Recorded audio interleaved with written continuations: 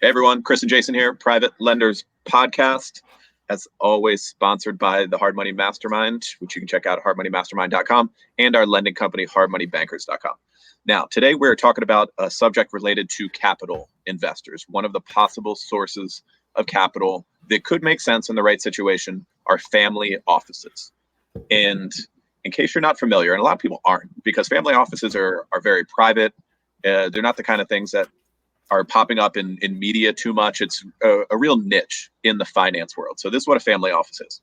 So say you have a wealthy family, and it could be, anywhere from like a few $1 million up to billions, right? And all in between.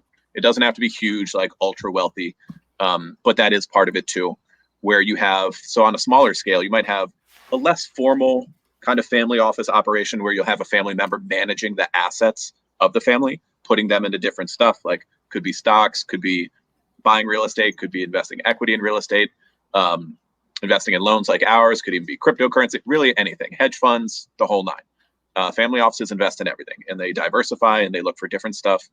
And it could be much larger and more formal. And I'm going to talk about an experience I had with an organization like that, where they had the owner that was worth hundreds of millions, the family, and then he had a staff of financial professionals, probably 5 or so guys, very legit, very qualified, who earned a good salary plus bonuses. And so these guys do very well. And their job is to source and underwrite deals. They're just looking for good places to put the family's money to earn a rate of return. And they have different expertise and different kinds of stuff in real estate and stocks, tax strategies, the whole nine. So there are ways that I think a hard money lending operation like ours and like yours could benefit from these capital sources, and then probably some things to stay away from too. Yeah, no, I think it's a good source of capital. And I think a lot of times, don't let the term family office scare you a little bit. I think for folks that know what it is and maybe have been involved in it, you might think that they're out of touch, out of reach. But a family office could be someone, like Chris said, someone who, a little, capital source that potentially, has some capital, through their family or whatever the case is, and they manage it internally, right? It could be like we know lots of different family offices, and some of them are as small as, hey, my dad's got capital, he wants to deploy it, and I run the show for him. And I find deals, I underwrite deals, and I determine if it's a good fit for them. And they could be a good source in order to invest in some of your deals, right? A lot of their goals and your goals are aligned. They're looking for, from our experience, they're looking for a decent rate of return, right? They're not looking for 5 or 6%. They're probably looking for a double-digit rate of return, which you can pay, right? In our world, we lend out at 13%, and we pay our capital investors about 10 and take a 3% servicing arbitrage for that, servicing fee for that. So that's typically, a 10% return. I mean, sometimes they want a little bit more, but also if it's a good investment, if it's a good deal, we've realized that a 10% return is sufficient for some of these offices, some of these individuals, and some of these families.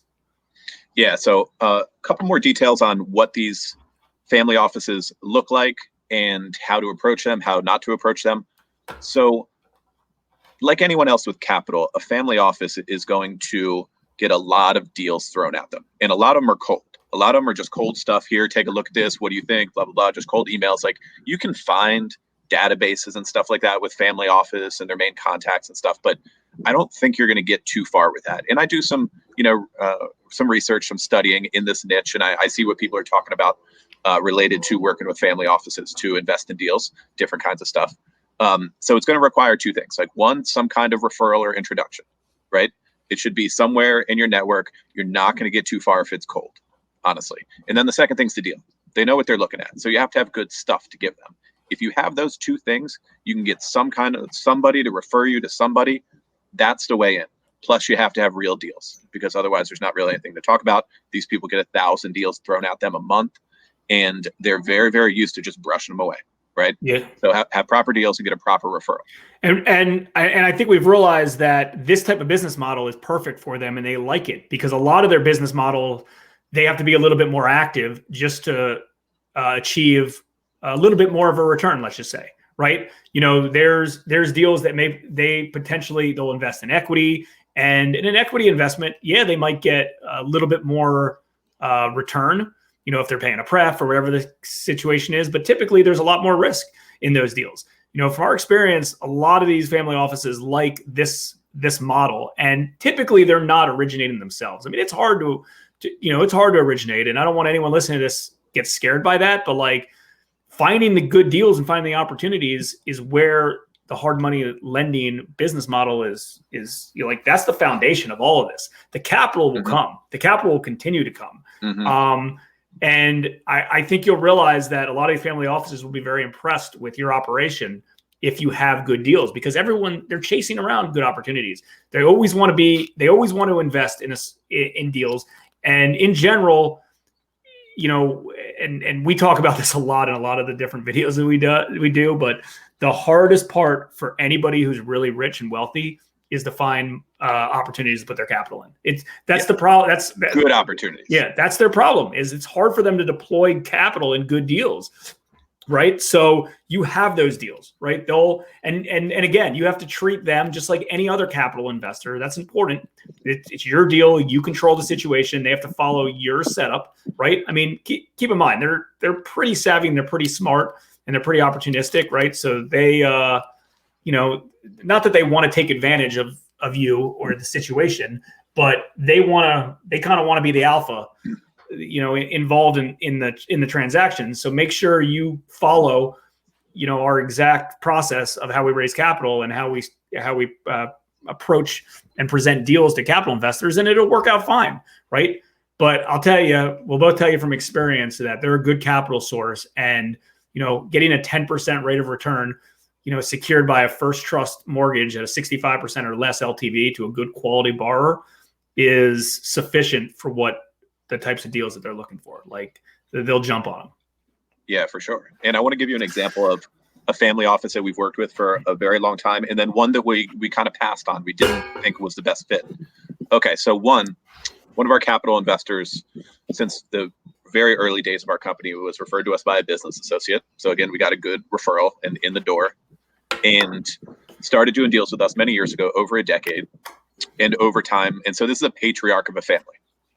He's an older guy. He's a CPA. He's a very sharp financial guy and has a good amount of assets, and so does his family. His family's mainly, more passive, less savvy. They're not finance people like he is, so he handles a lot of their affairs in terms of the businesses they own, their personal cash, retirement accounts. He's brought in his business partners over the years to invest with us too. And it's more of a smaller, informal kind of family office that's worked out to be a fantastic relationship, right? Fantastic relationship, and will continue hopefully for a very long time. They're probably up to in the neighborhood of $5 million with us, which is based on the size of our portfolio, about as large as we would go from any one group. So around $5 million, and it's been great, absolutely great. So an example of a family office, and it's the one that I mentioned before that didn't seem to be the best fit for us, came later on. So maybe around 5 years ago, something like that. We were approached by a family office in Bethesda. The one that I mentioned has a few $100 million of assets under management from the family and is run by 5 or so financial executives, sharp guys. This one approached me. We have, maybe business associates in common, being from the same area. They're based in Bethesda, Maryland, not far from where we grew up. So we each have people in common, right? So we reached out. I know this person told me to call. And we started talking about them possibly investing in our deals. And, they have a lot of money that they want to deploy. And they liked our stuff. They have certain they knew hard money. They've invested in this kind of stuff before. They have certain things that they know what they're looking for. Like they know good deals, and ours totally, of course, qualified. But we thought, one, we were really well capitalized at the time. If that family office came around earlier in our career, we might have considered it, but we didn't need the capital. We could have taken it on, but we didn't need it. And I thought that they might have been a little too formal, a little too big, a little too big brother-ish, right? Like we were talking about recently in default scenarios on a different episode of the podcast. You don't want to have the wrong capital, because if something goes sideways, they might be too heavy-handed with you. They might not be your partner. They might be against you in some kind of loan default situation.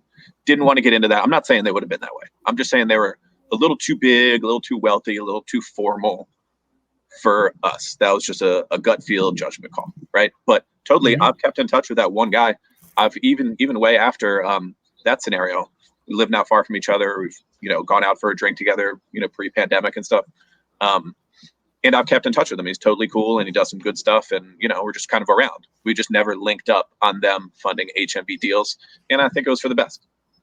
Yeah, exactly. So, again, just like any capital source, you got to set the requirements the way that fits best for your business. You got to think about it on the front end related to, economically, does this make sense? Control wise, does this make sense? And you also want to think about it on the back end of, is this going to be a true partner with me? Obviously there's something enticing about partnering with a family office who sees a lot of opportunities, knows a lot of people, has a lot of resources. That's good. That's important. And subconsciously, when we started, we only would ever take on a certain amount of capital from each individual group because we just didn't want all our eggs in one basket. But at the same time, it was also because, we were able to spread it out and create relationships with a lot of different people. And I mean, I know for a fact that there's been investors that we've taken on, and sometimes even recently, where we don't need their capital, but we felt they could be a good capital partner, just because, hey, sure, it's a good look to deploy a few $100,000 for somebody individually, right? And then they could potentially, turn into other things with us in the future. So it's something to think about, but definitely don't overlook family offices. And again, like, don't let that word scare you. If it's a family office that potentially deploys hundreds of millions of dollars with multiple C-level executives, maybe they're a little bit too big, a little bit too corporate. But at the same time, you could run into like a family friend who has a wealthy uncle or somebody, father, mother, grandmother situation, and you don't even realize it, but they're technically a family office. They might not even call themselves a family office, but they might be the right opportunity to work with. So anything else to add to that?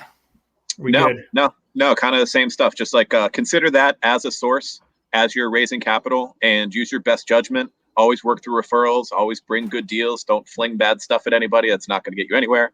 And yeah, we will see you next time. Check out our next podcast, Private Lenders Podcast and Hard Money Master.